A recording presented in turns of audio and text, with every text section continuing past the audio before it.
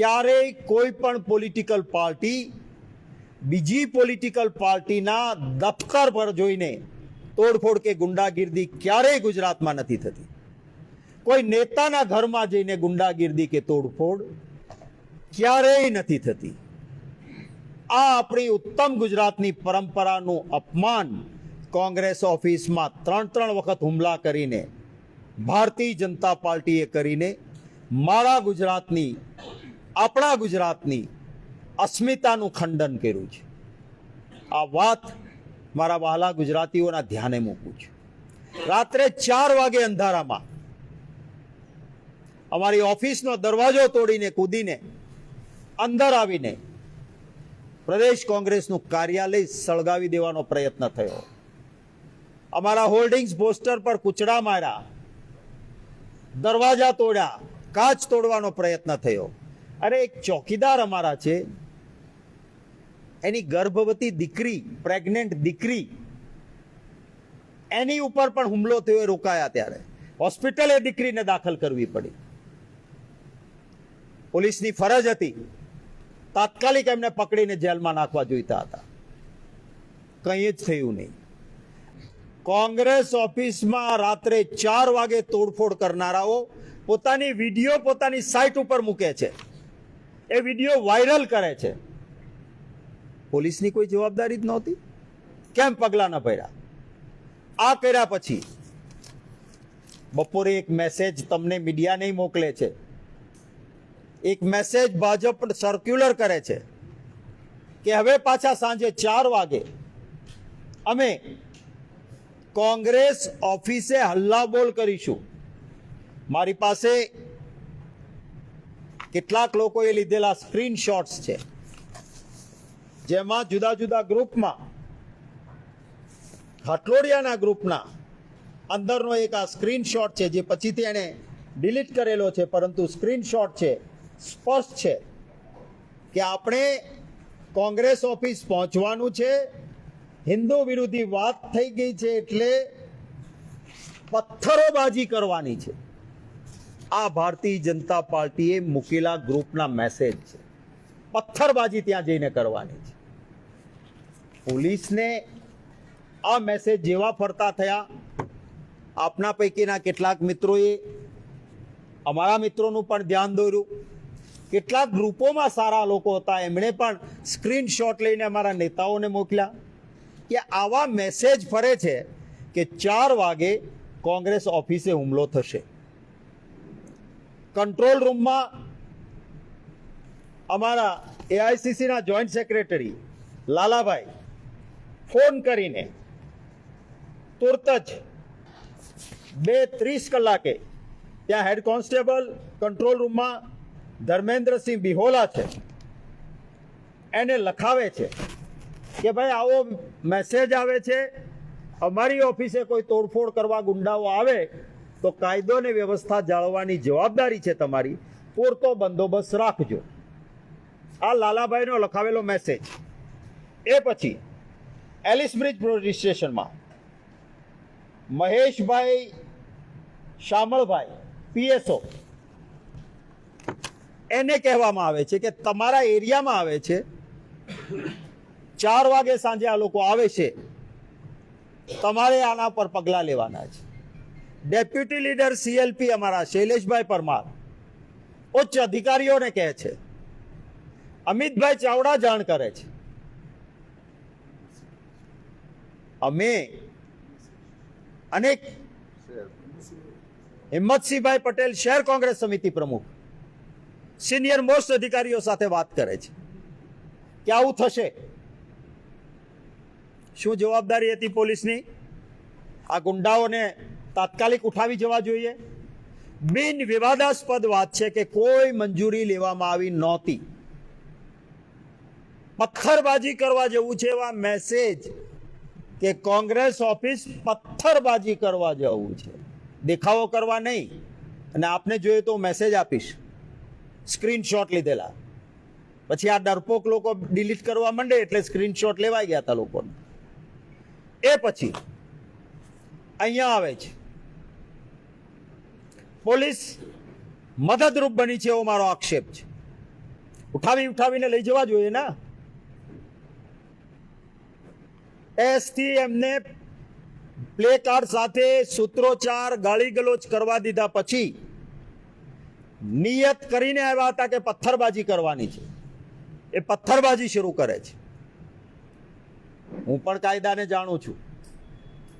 મારા ઘરમાં કોઈ ગરીને તોડફોડ કરે રાત્રે અને પછી પાછા જાહેર કરીને આવે કે સાંજે હું ફરી હુમલો કરીશ, તો આત્મ સુરક્ષા, સેલ્ફ ડિફેન્સ કાયદાએ આપેલો મારો અધિકાર છે. પણ આ મહાત્મા ગાંધીજીના વિચારધારાવાળી અમારી પાર્ટી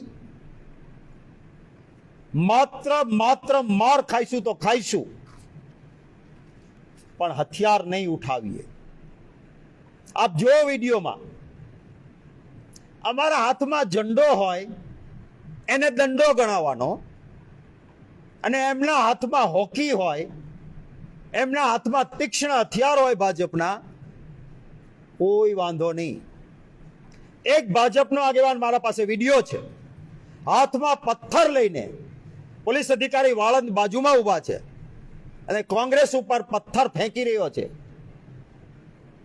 બીજો કોઈ ફેંકતો હોય તો પોલીસ થડાક દે, થડાકો ના મારે, એક ફડાકો મારે કે રોકતું ના મારી શકાય પથ્થર. આવા પથ્થર મારતા વિડીયો, મને દુઃખ છે એ વાતનું કે પત્રકારનું પણ માથું ફૂટ્યું. અભિનંદન આપીશ એ પત્રકાર મિત્રને કે એમણે માથું ફૂટેલું હતું છતાં પણ એક બહાદુરીપૂર્વકનું જર્નાલિઝમ કર્યું. મેં મારા ટ્વિટર પર વિડીયો મૂક્યો છે. એ બોલે છે કે 20 મિનિટથી આ ચાલે છે, પોલીસ તમે શું કરો છો? આ તાંડવ જુઓ છો તમે?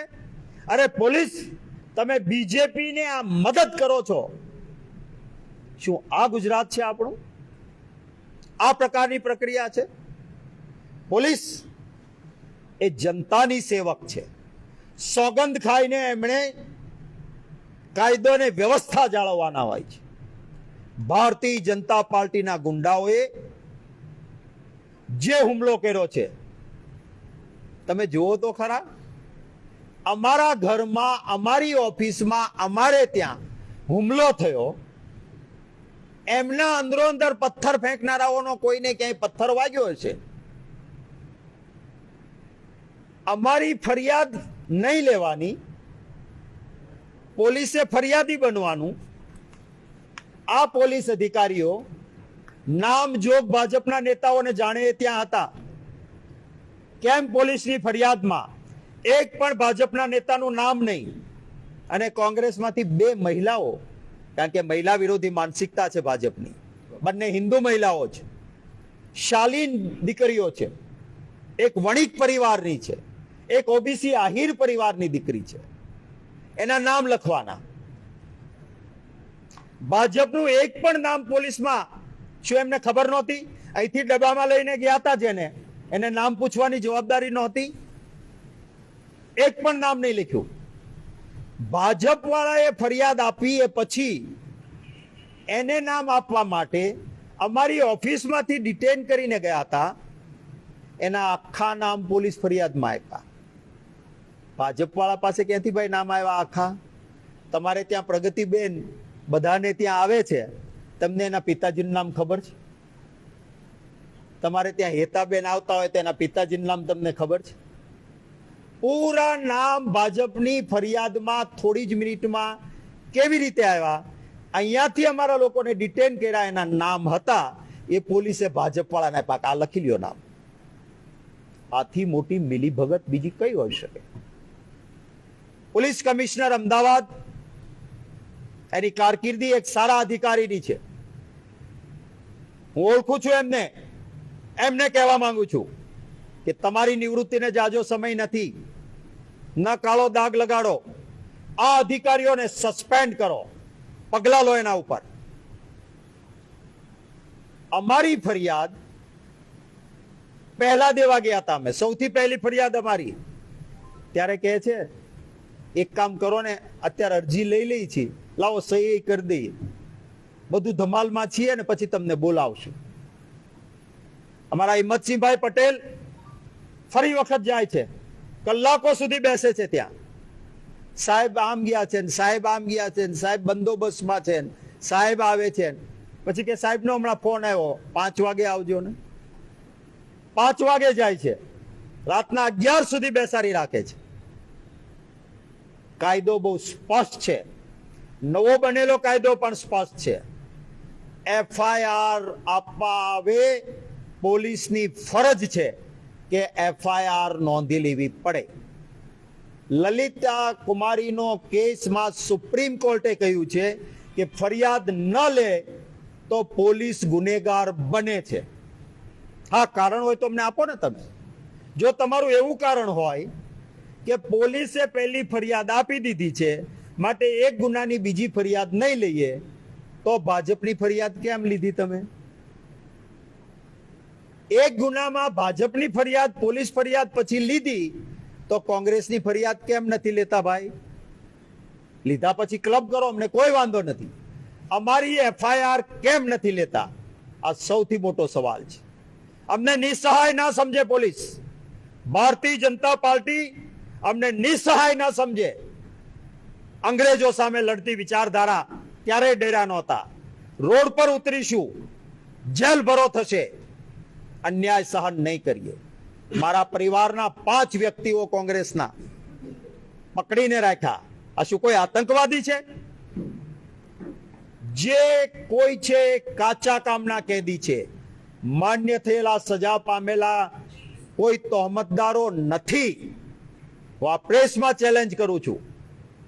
માનવ અધિકાર પંચે અને સુપ્રીમ કોર્ટે કહ્યું છે કે કાચા કામના કેદી સાથે સંપૂર્ણ માનવીય વ્યવહાર થવો જોઈએ. નાની કોટડીમાં પૂરી રાખો તમે, આ જેલ છે કોઈ? સુવિધા વગર રાખી કેમ શકો તમે? માનવ અધિકાર પંચ પાસે પણ જઈશું. અમાનવીય વ્યવહાર નહીં સાંખી લઈએ. મેં રાહુલ ગાંધીજીને વિનંતી કરી છે કે તમારા બબ્બર શેર કોંગ્રેસના કાર્યકર્તાઓએ મર્દાનગી દેખાડી છે. તાળું મારીને ઓફિસને ભાગી નહોતા ગયા. એ થઈ શકે કે ભાજપ વાળા આવવાના છે ને, તાળું મારીને ભાગી જાય. આવી ના મર્દાનગી કોંગ્રેસનો કાર્યકર ન બતાવે, મારો નેતા ન બતાવે. અભિનંદન આપું છું. મેં કહ્યું છે રાહુલ ગાંધીને કે આપ આવો, આપના બબ્બર શેરને કાર્યકર્તાઓને મળો.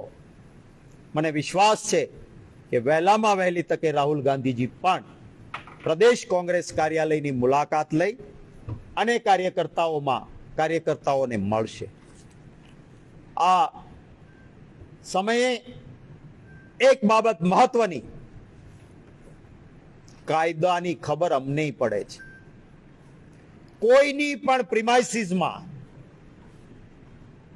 વગર વોરંટ, સર્ચ વોરંટ ઘૂસીને ગુંડાગીર્દી કરવાનો પોલીસને પણ અધિકાર નથી. પોલીસ જો બનાવનું સ્થળ સામે રોડ પર બતાવતી હોય, પથ્થરમારો કરવા આવવાનું કહીને આવનારા લોકો હોય, જ્યાં રાત્રે હુમલો થયો છે પ્રિમાઇસીસ અમારી હોય, સેલ્ફ ડિફેન્સ સિવાય કોઈ કારણ ન હોય, છતાં કાયદો હાથમાં ન લીધો હોય, એવી કોંગ્રેસ કાર્યાલયમાં ઘૂસીને જે અધિકારીઓ, અમારા પાસે પૂરા ફૂટેજ છે, અમારા કાર્યાલયમાં પોલીસે ઘૂસીને હુમલો કર્યો છે. જે અધિકારીઓ કાચ તોડવાનું, ડોર તોડવાનું કહે છે, એના પણ વિડીયો છે. ખોટી જગ્યાએ હાથ નાખ્યો છે. સહન નહીં કરીએ. નામ જોગ આ પોલીસ અધિકારીઓ સામે સુપ્રીમ કોર્ટ સુધી લડવાનું થાય તો લડીશું. જો પારદર્શક, ભેદભાવ વગરની ટ્રીટમેન્ટ નહીં હોય, અમારી લડાઈ એ વિચારધારાની લડાઈ છે. અમારી લડાઈ પોલીસ સામેની નથી. પણ ભાજપ જો ડરીને પોલીસને આગળ કરે તો પોલીસને પણ અમે કહેવા માંગીએ છીએ કે અમને પણ ખબર પડે છે ને આના રવાડે ન ચડતા. કેટલાક આ ભાજપના રવાડે ચડ્યા હતા, એમાં કેટલાક સારા અધિકારી હતા. આ આખી કારકિર્દી બરબાદ થઈ ગઈ હતી. નિવૃત્તિ પછી નડે એટલે આ ધંધા પોલીસ પણ ના કરે. અમારી એફઆઈઆર તાત્કાલિક લેવામાં આવે, નહીતર અમને લખીને આપો ને ભાઈ કે આ કારણોસર તમારી ફરિયાદ અમે નથી લેતા. આજે અમારા આગેવાનો ભાઈ લાલજીભાઈ દેસાઈ, કોણ જોવા જિગ્નેશભાઈ અને મિત્રો પોલીસ કમિશનર ઓફિસે જવાના છે કે અમારી ફરિયાદ લઈ લેવામાં આવે. 6 તારીખે જો અમારી આ બધી જ વાતોમાં ન્યાય નહીં હોય, સમગ્ર ગુજરાતના કાર્યકર્તાઓ અમદાવાદ પીસીસીમાં એકઠા થશે. 6 તારીખે રોડ પર નીકળીશું. માત્ર પ્રેસ કોન્ફરન્સ કરીને બેસી નથી રહેવાના, જેલ ભરો કરીશું. 7 તારીખે રથયાત્રા છે. ભગવાન જગન્નાથજીનું પૂરું દિલમાં સ્થાન છે. નહીતર અમે 7 તારીખે આપીને સરકારને અને પોલીસને મૂંઝવી શકીએ, પણ 7 તારીખ નહીં કરીએ. 6 તારીખે સમગ્ર ગુજરાતના કાર્યકર્તાઓ અમારી ફરિયાદ લેવાય, તટસ્થ અને વ્યાજબી તપાસ રહે, અમારા જે 5 સભ્યો છે એને પ્રોપર ટ્રીટમેન્ટ, એમના જામીન. કેટલાક તો બિચારા, એક તો અહીંયા કઈ લેવા દેવા નથી નીકળાતા, એને પકડીને પૂરી દીધા. ભાજપિયાને કેમ નથી પકડતા? તમે ઓળખો છો, તમે કેમ નામ નહીં? આ મુદ્દાઓ અમારા છે ને એમાં ખાસ કરીને આપે સૌએ જોયું, શૈલેષભાઈ પરમાર સિનિયર મોસ્ટ એમએલએ છે, અમારા વિધાનસભામાં ઉપનેતા છે, કોઈ ગુનેગાર નથી અને પીસીસીમાં અંદર પ્રદેશ સમિતિમાં આવવાનો પોલીસને અધિકાર નહોતો. દલિત નેતા છે, સૌના નેતા છે, માત્ર દલિતના નહીં, બહુમતીથી ચૂંટાતા આવતા વર્ષોથી નેતા છે. મનુભાઈ પરમાર સ્વર્ગસ્થ, એમણે પણ એક આમ સમાજનું નેતૃત્વ કર્યું છે. પરંતુ માનસિકતા જે ભારતીય જનતા પાર્ટીની છે, દલિત વિરોધી માનસિકતા, એનું પણ આ પ્રમાણ છે. એટ્રોસિટી લાગે, યોગ્ય પગલા નહીં લેવાય તો અમને આવડે છે કે આવા લોકો સામે પગલા ન્યાયાલયો કેવી રીતે લે. એના માટે સુપ્રીમ કોર્ટ સુધી જરૂર પડે તો લડીશું. છેલ્લી વાત મારી, તક્ષશિલા, સુરત, રાજકોટ, મોરબી અને વડોદરા એવી દુર્ઘટનાઓ બની કે પથ્થરદિલ માણસનું કાળજું કંપી ઉઠે. એમના પીડિત પરિવારોના ન્યાય માટે અમારા આગેવાનો લડી રહ્યા છે.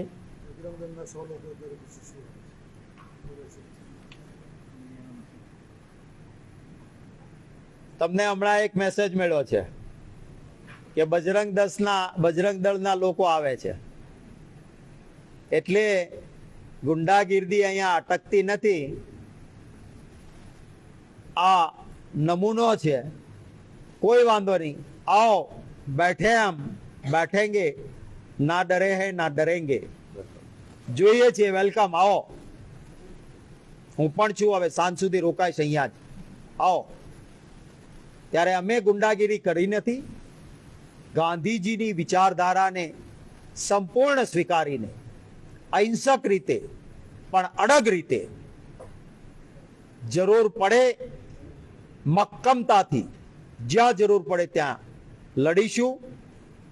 અને જે રાહુલ ગાંધીજીએ કીધું છે, પબ્લિક હૈ સબ જાનતી હૈ, આ બધું જેટલું કરે છે ને, એ રાહુલ ગાંધીજીના શબ્દો સાચા પડાવવા માટે, વિનાશ કાળે વિપરીત બુદ્ધિ, જેટલું આ વધારે કરશે એટલી આ લોકોના આશીર્વાદ અમને વધારે મળશે.